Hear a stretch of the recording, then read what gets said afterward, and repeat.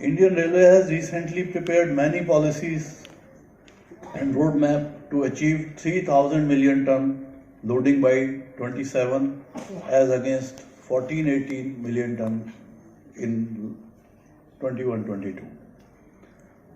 To meet this future demand of freight loading and to induce modal shift, we are planning to, as I said earlier, induct more locomotives, more wagons, more rolling stock, and enhance our capacity of the network through network expansion and augmentation.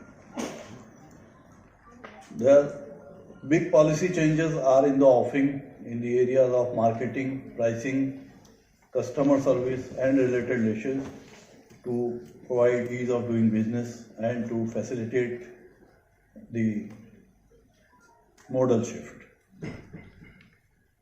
For this purpose, Gati Shakti units, which are basically infrastructure implementation units, have been set up at Railway Board as well as in zonal railways and divisional railways to create synergy for infrastructure creation and better coordination.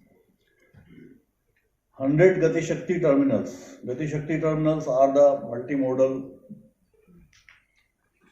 integration private freight terminals for which land, if surplus railway land, if available with us, will also be offered on subsidized lease rate, for which recently Cabinet has cleared the revised regime of liberalized leasing.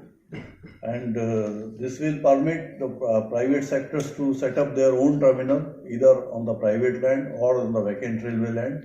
And this lot of expenditure which was to be borne earlier by the freight terminal operator will now be borne by the Indian Railways, such as providing connectivity with the existing station and waiving of the lease charges on the railway land which is used for the connectivity purposes. Indian Railways has been constantly striving to reduce dependence on imports and with a objective of 100% make in India, as evident from the fact that the import in procurement has reduced from 5.6% in 2013-14 to the level of 2.5% now. And more than 95% components are being sourced. 95% components are being sourced indigenously. The pandemic has brought out the vulnerability of supply chains world over, and this has led to policy decisions like implementation of indigenous systems and indigenous. We have been focusing on indigenous manufacturing in all our tenders. There is an increased focus on developing local supply chain and to move towards zero import regime. In order to exploit the large potential of innovation in rail sector, a new innovation policy has been issued in April 22 to engage with the entrepreneurs, technology developers and innovators through startups. Indian Railway expects to be the most significant organization in the growth of infrastructure in India by adopting proactive policies.